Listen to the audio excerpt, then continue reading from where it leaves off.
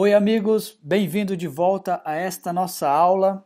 Agora mais do que nunca, mão na massa total, né? Vamos falar agora da instalação do vCenter Server. O vCenter Server que é o servidor VMware que permite gerenciar mais hosts ESXi. É através dele também que conseguimos fazer toda a parte de proteção do ambiente com HA, vMotion. Muitos recursos do VMware dependem do vCenter Server, ele é importantíssimo. Esta é a imagem do nosso ambiente vCenter, o ambiente que nós estamos construindo. Vamos falar um pouco sobre como é esse ambiente. Na sequência, vamos falar sobre os requisitos para fazer esse ambiente, para construir esse ambiente. E então a gente faz a instalação. De baixo para cima, vamos falar primeiro dos hosts ESX. Então, nesse ambiente, nós vamos ter 3 hosts ESXi. São eles ESXi 01, 02, 03. Observe que já está planejado os endereçamentos IPs. Hostname também, importante isso. O nosso ambiente vai ter um controlador de domínio do Active Directory. É esse servidor que está aqui representado do lado esquerdo, denominado DC01. Ele vai ser, além de DC, ele vai ser o servidor SQL Server, que é necessário para o ambiente do vCenter. Um pouco da nossa rede, domínio goincloud.lab, esse é o domínio do Active Directory. Os servidores DNS, o 92, o 68, 78 e o final 9 também. E os servidores NTP Servers, que são os mesmos do DNS. Servidor vCenter Server, nome vCenter 01, endereço IP o 92, 68, 70, 20. Então essa é uma fotografia do ambiente que a gente está construindo.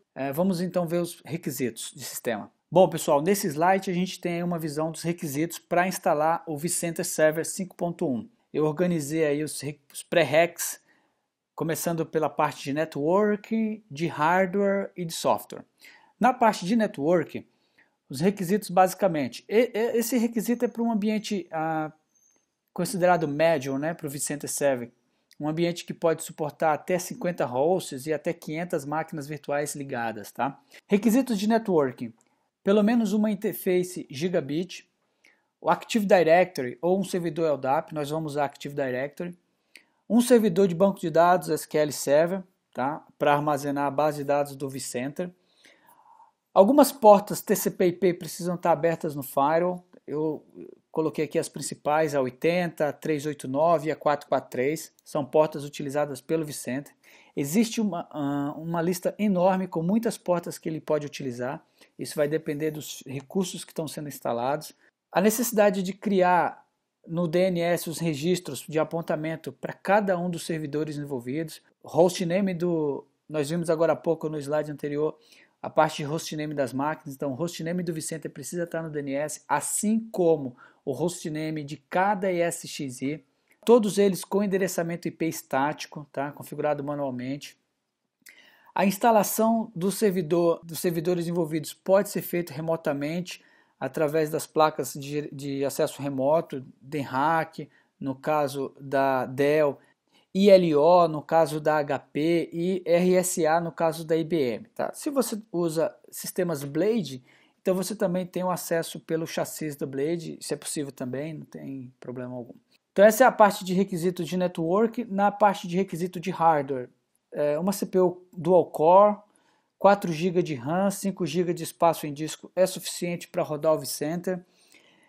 Como requisito de software, precisa ter o .NET instalado, o .NET Framework.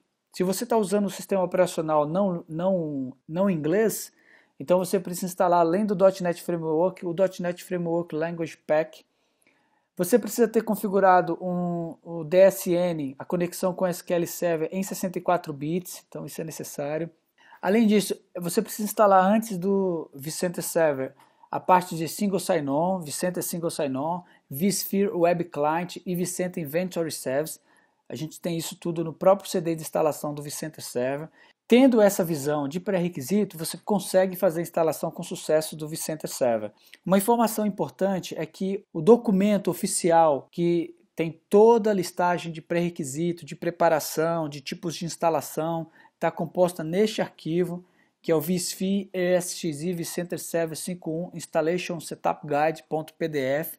Tá? Esse documento está disponível no site da VMware, também está disponível no nosso curso, no material complementar, então clica lá, baixa o PDF, dá uma lida. Então tá aí, vamos fazer a instalação?